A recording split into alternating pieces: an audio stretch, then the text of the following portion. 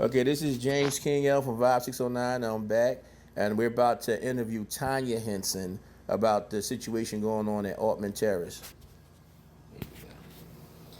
Hello, Tanya Henson speaking here. So when I arrived in January to care for my mother as her primary caregiver now, few things that I've noticed, as this being a senior citizen building, there is no flat surfaces for senior citizens. There is a stoop that they have to walk over. If they have leg problems and they trip over that, that's going to be an issue. If they're getting in and out of that tub is way too high for a senior citizen to get in and out of, especially if you have bad legs. My mother has blood clots in her legs. She can barely bend her knees. So how do you expect her to climb in that tub and climb out of that tub? Yeah, you have bars on the wall. Awesome. Good for you. Kudos. But those bars still do not prevent them from tripping, from falling, and the bathroom is so tight. So if they fall opposite way from where that bar is, they could hit their head on the sink. Absolutely. They can hit their head on the floor. They can hit their head on the toilet. And she's done that. She has fallen out of that tub because she had an issue with her leg. She had an aneurysm in her leg, and she had an aneurysm in her leg, and she actually fell out of that tub, and she was laying on the floor. I do not know if these security buttons that they're supposed to pull, these pull buttons, I don't even know if they work. Because nobody ever came. Nobody ever comes. Nobody ever does any maintenance to say, okay, we're going to come and check this. We're going to come and check that to see if it's working, to make sure it's working. That's a security issue. That's a health issue. For me to be in here the first week I'm in here, the fire alarm goes off in the middle of the night. There's no announcement. There wasn't even an announcement afterwards, hey, it was no emergency, you can go back to, you resume normal activities. There was nothing. Do they have an intercom system? I don't even know if they have an intercom system. And what I was understanding from days ago, like when I went to the meeting, that the intercom system has been down. That's an issue, because what if there is an actual emergency in the building? How would anybody know? And then I even told my mom, I said, well, it was a day when she was still in, the rehabilitation center, and somebody down the end of the hallway, I guess they were cooking or whatever. Apparently they must have took their smoke detector off, because if it was that much smoke in the hallway, and when I say it was that much smoke in the hallway, I could physically see the smoke and I could smell it down here. Mm-hmm. I thought it was a fire. Mm-hmm. I went out in the hallway. I was like, oh my goodness, there's a lot of smoke down here. No alarm went off in the building. Make it make sense. So the alarm can go off for absolutely no reason, but when there's an actual physical reason for it to go off, it's not going off. That's an issue for me. It's an issue for me that, my mother is, disabled now. She's on the 5th floor. So if there is an actual emergency, you have not 1, 2 elevators in this building. 2. That's it. 1. Okay? And one only working. And then yesterday we sat downstairs for an hour and a half to wait for the elevator company to come and finish fixing the elevator. My mother needed to be changed. She has medicine that she has to take at a certain time. So everything that I have on a schedule for her had to be pushed back, because now I have to sit downstairs an hour and a half and wait for y'all to fix the elevator. What? Make it make sense. It makes 0 sense. And yes, when she's talking about the weed smell, the smoke smell. Yes, I get up in the morning early. I'm up at 4 because I have prayer at 4 o'clock in the morning. So I'm up. I go in the bathroom to do wudu. Oh, honey, all I smell is cigarette smoke coming through the vents. Weed smoke coming through the vents. And I'm like, what is this, the club, or is this a senior building? Like, again, make it make sense. Why are we smelling this through the vents? But yet there's no proper ventilation in the bathroom when you take a shower. As soon as you get out, it's burning hot in there. So, but you can have no ventilation for us to breathe in the bathroom after we taking a shower, but I can smell whoever's doing, wherever they're doing it at in the building.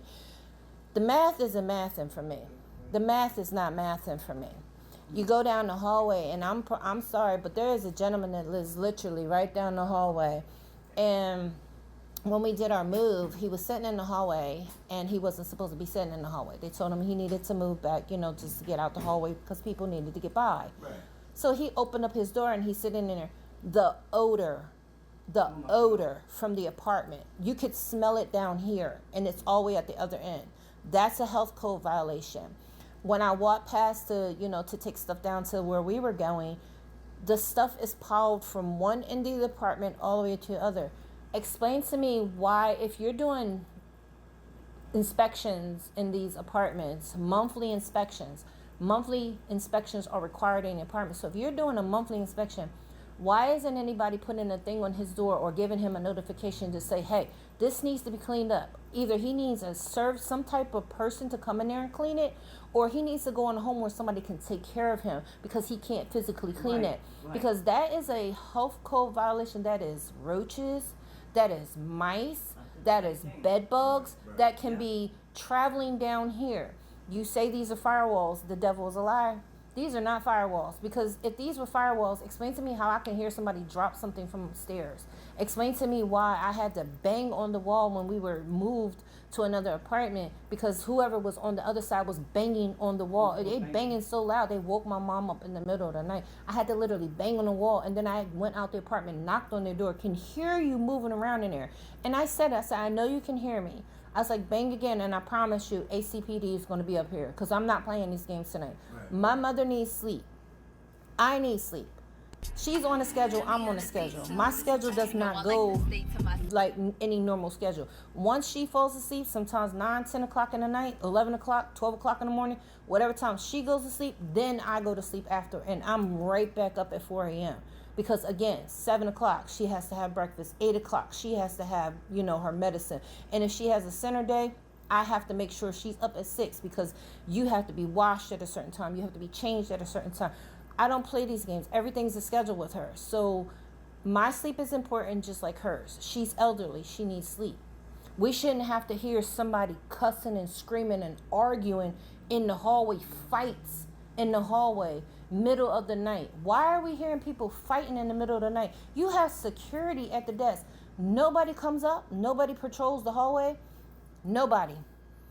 Security, you're supposed to do patrols. And the only reason I know that you're supposed to do patrols, and they're supposed to be random patrols, I used to be a security supervisor, 10 plus years, lead supervisor. Wow. That noise that you hear downstairs in that panel, that is absolutely unequivocally wrong.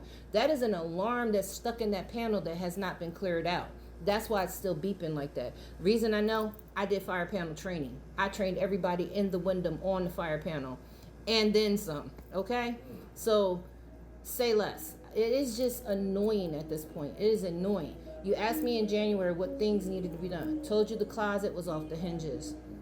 Told you the spigot in the bathroom for the tub needs to be fixed. It's May. The closet's still off the hinges. The spigot for the tub still hasn't been fixed.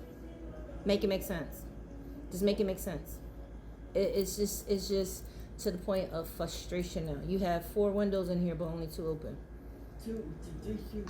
Where's the fresh air supposed to come from? You have 1 window on that end that opens, 1 window on that opens. The 2 in the middle do not open. Are they designed to open, or? No, I don't even think they're designed to open. That part, I don't even think they're designed to open. Nope. Yeah, no, they're not designed to open. Okay. But you have 4 windows, only 2 open. How are you supposed to get fresh air? If you're on this side, how are you supposed to get fresh air? Right. So you're forced to make people get air conditioners, and then you charge the elderly people extra money for an air conditioner. Well, y'all don't supply, central air, so they got to pay more money per month to have an air conditioner in their window. And if they don't explain that, like, what do you mean, like to buy one or rent one, or it's basically when they buy it, they have to buy it themselves. Mm-hmm. And then if you don't have somebody to put it in, of course you can give somebody a couple of dollars to put it in your window, but you have to pay a fee to have the air conditioner. You pay extra money. What? Yep. These are elderly people. So if somebody can't afford to pay, that means what? They got to sit in the heat all summer long? That is heat stroke. That is sickness. You're trying to kill these people. I thought we were supposed to honor our mothers, our fathers. We're supposed to look out for the elderly. We're supposed to look out for the weak. That's what we're supposed to do. I don't care what your faith is. You are supposed to look out for people. How are you looking out for these people? You're not. You're not. And I'm over it. Done. Over it. You can have 1,000 meetings, but it's not going to make any sense until things are done the right way. Period. Wow. Let's say you have you. Well, as you guys see, that people are fed up to the point that now they're speaking out. There's no more code of silence going on no more. And we will be following up on this story. We will be contacting HUD. And if you're listening or watching this broadcast, feel free to give us a call if you have situations similar to this. If you're in Altman Terrace or at Shore Park, where we had just left, get in touch with us and we will follow up as best as we can. And that's the only thing we can promise, is that we will follow up and we will make it public and we will keep coming back until some results happen. Do you have a number in case somebody is calling, they want it? Oh yes, it's the phone